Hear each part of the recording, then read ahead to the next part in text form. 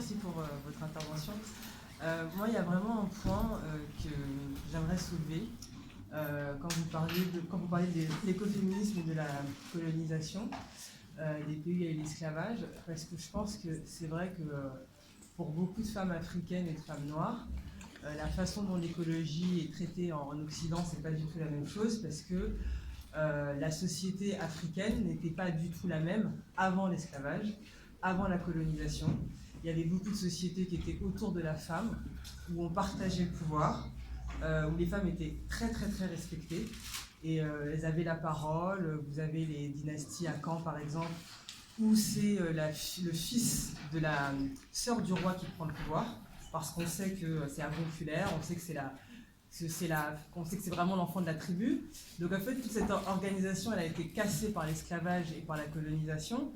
Et je pense que c'est vraiment des discussions qui peuvent être très enrichissantes si on prend vraiment des femmes qui ont ce savoir aussi, africain, ou moi je ne connais pas du tout les autochtones des pays d'Amérique latine, et qu'elles puissent vraiment apporter un œil nouveau sur la structure même de nos sociétés avant la colonisation.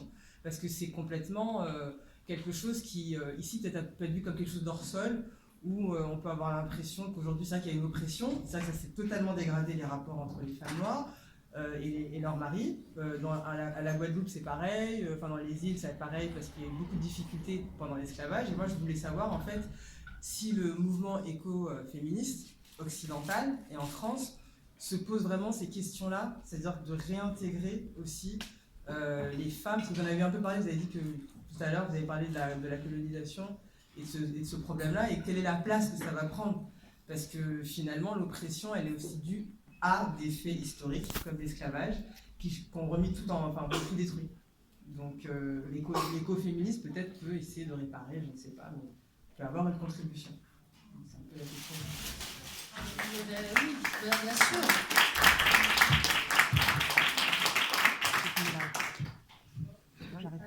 On ne peut qu'être d'accord avec vous. Donc on ne peut qu'être d'accord avec ça, c'est ce que j'ai dit un peu tout à l'heure déjà. Et en parlant avec des femmes du lac Tchad, ou en écoutant, parce qu'elle est plus seconde, mais en écoutant Wangari Maathai, c'est ces idées-là que j'ai fait passer tout à l'heure avec ses sœurs. Elles avaient une stature qu'elles ont reconquise par l'écoféminisme. Il y a dans Reclaim, le mot de se réapproprier est un mot-clé. Je ne l'ai pas dit.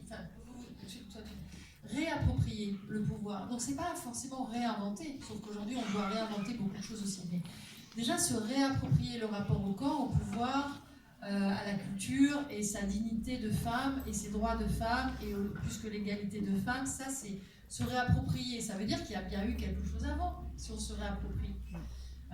Et ça, des femmes, dans Reclaim, le livre d'Emily H que vous avez, qui est en fait une des bibles qui compile tous les plus beaux textes et les plus intéressants, surtout écoféministes, qui s'appelle donc Reclaim, réapproprié, qui a été publié aux éditions Cambourakis il y a 2 ans, je crois, à peu près.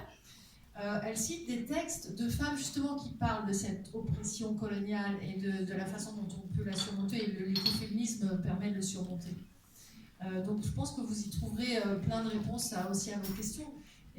Moi je ne vais pas me parler à la place de ces femmes-là, mais je suis complètement d'accord avec vous qu'il faut donner, mais même dans nos pays, avant tout dans nos pays et surtout dans nos pays, place à cette culture-là et à cette puissance-là.